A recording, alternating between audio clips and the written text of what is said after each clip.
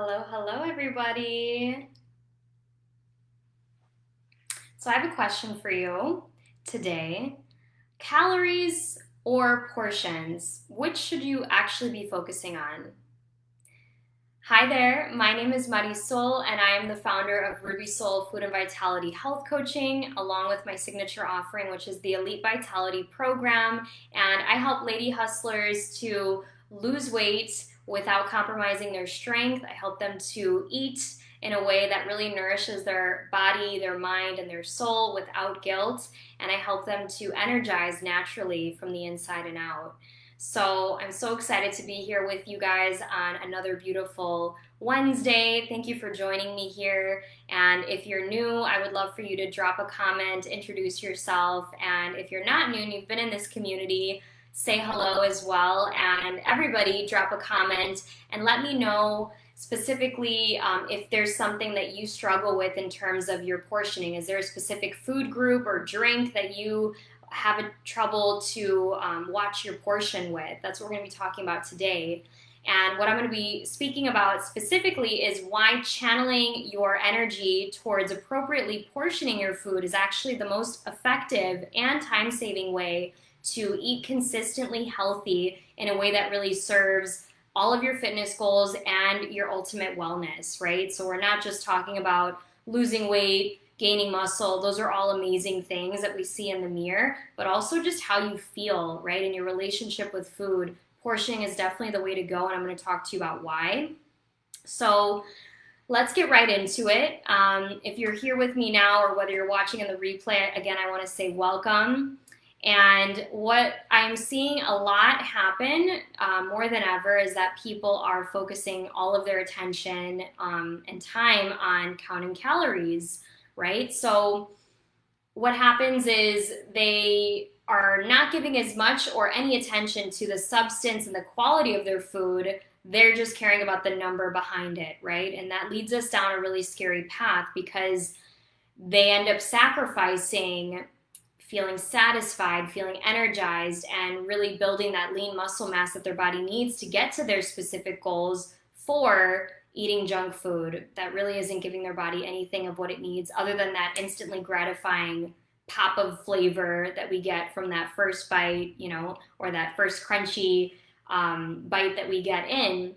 And so it's really not worth that trade-off. And I don't want you to make that same mistake. So counting calories, a good way to think about it is like you're missing the forest for the trees. You're really just focusing on these minute details of calories that may or may not even be accurate. And we're not accounting for this big picture of like, what is the substance of what I'm eating? Am I getting the quality food that I need? Am I getting the nutrients that I need?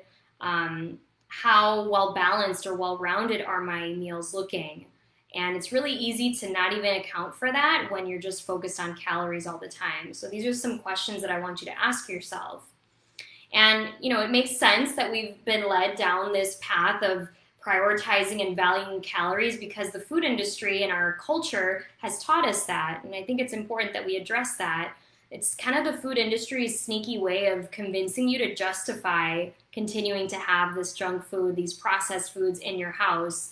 And I'm careful to say about junk food because honestly, I think there's a lot of foods that we think we're buying at the Whole Foods and whatever grocery store you go to, and we think that it's not necessarily junk food because the food industry is also really good at slapping on these fancy advertising labels to make us think that what we're getting is actually really healthy and not junk food.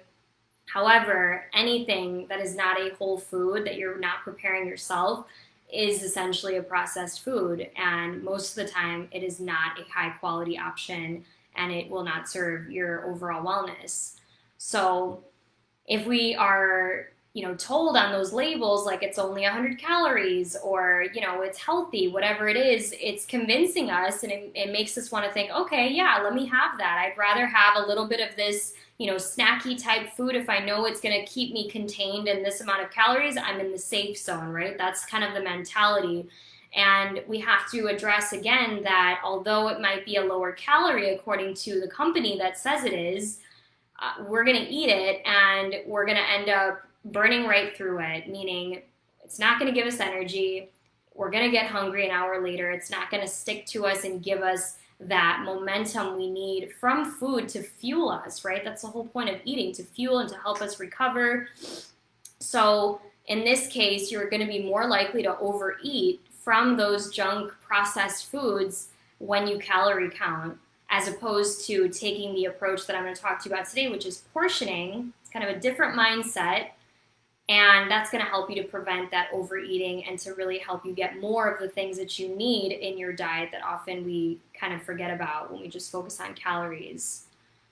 A few other things about calorie counting that I wanted to discuss was that it really does rob you of the crucial skill of mindful eating, which I talk a lot about here.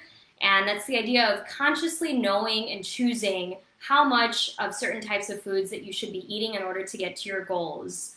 And it really oversimplifies this equation, calorie counting does, by just focusing on the numbers, right? We're not so much or at all focused on quality of our food. Calorie counting also just doesn't work because it's a very generic one-size-fits-all approach, right? Calorie counting, it just is a number, right? It doesn't know you, it doesn't know your body, it doesn't know your lifestyle. And there's so many other factors that need to be taken into account to really understand and to say, here's what this person needs. Here's what Marisol really needs to have in terms of her portion. That's a very individualized, personal thing. And I think that's where a lot of us like the idea of calorie counting also, is because it's kind of like a quick fix. Oh, if I just know, stay within this number, boom, I just got to follow that, as opposed to doing the work to owning and conquering mindful eating for ourselves as part of our journey. And it's tough, but it's doable, and it's well worth the time. You're worth it, of really taking the time to learn how to feed your body across the lifespan, right? Because it changes from when you're young to when you are going through different stages of your life. So mindful eating is crucial, and it's really hard to do that if you're just focused on counting calories. And again, with this idea of it's a one-size-fits-all, you want to make sure that when you are portioning for yourself, that you are taking into account the shape and the size of your body, your gender, how your hormones look, and what the status and health of your gut is. These are all things that are going to affect how your body actually metabolizes the food that you eat, whether it's high quality or low quality, right? This matters. And then the last thing is, calorie counting is just incredibly time consuming. I know that you guys here, part of my community, I'm sure that you have busy lives and things that you would rather be doing than implementing all of your last calories that you ate into your phone or into your app or writing it down, right? It's just really tedious, and I don't believe you need to do that in order to see results. I personally don't. And it's really ineffective as well because, like I said, these numbers can be quite arbitrary, and there's a lot of room for error on those numbers, so you can't even be sure that that is 100% accurate when you are calculating it all out. So let's shift to the solution here. When you focus on portions, then you're going to learn that you have a little bit of everything. You can, really hone that important skill of moderation, which is so important in your lifestyle to have a healthy relationship with food. And you're going to end up prioritizing what's really essential, which is huge. You want to make sure that not only are you not getting too much of the stuff that your body doesn't really need, processed and sugary things, but you're getting a lot of the important nutrients that your body does need to be strong, have lean muscle mass, and keep the fat off, right? So I'll also just mention that this is much more easier the more that you cook at home and prepare your own foods. I know that that's not always an option for us, but it's good to know that the more you eat out, obviously the more opportunity there is to have to scan your foods and really analyze them. But when you cook things at home from scratch or from whole ingredients, it's going to be much more effortless in that way. So something to keep in mind. Now let's get into the tips that I have for you. How can you start portioning, right, in a way that is individualized to yourself, that's accessible, that's going to take minimal time, and that you can keep practicing, tweaking over time as you go on this journey of mindful eating. So what I'm going to show you is how to use your hand as a measuring tool. It's really simple. And it's super accessible, like I said, and please know again, this is a starting point. So I'm not saying that if you did this for every meal, no matter who's watching out there, it's going to be the perfect fit for you. That is a disclaimer. That is not true. What I'm saying is that if you're really struggling with your food and your portions right now, this is a great place to start.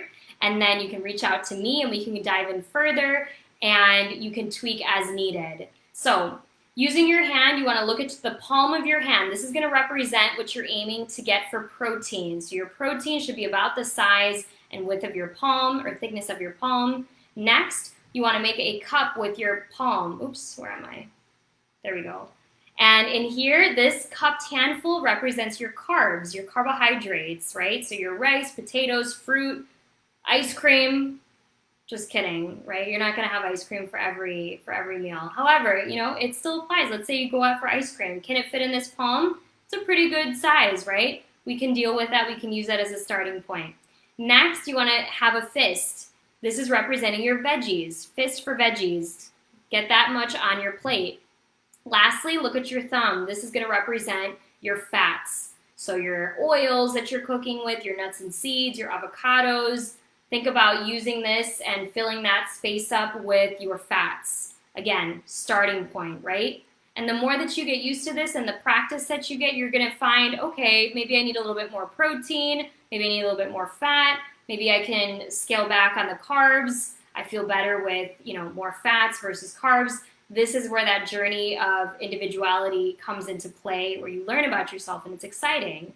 So I hope that was helpful, you guys. Again, when you portion, instead of calorie counting, it is so much more time effective and it's more effective for your goals. So I hope that this was helpful for you and I hope that saves you time and you can have fun with it and play with it. Please let me know how it goes for you. And if you would like to dive in further, you're ready to lose those first couple pounds from quarantine and you're struggling to do that, I would love to help you with my free masterclass. All you need to do is check out any of the links in my bios here or on my pages, and the URL is tiny.cc/loseyourfirst5, and that's the number 5. Again, you can find it in the link in my bio. And that's it for today, guys. I will see you next week. Have a beautiful rest of your day and stay safe and healthy out there. Bye.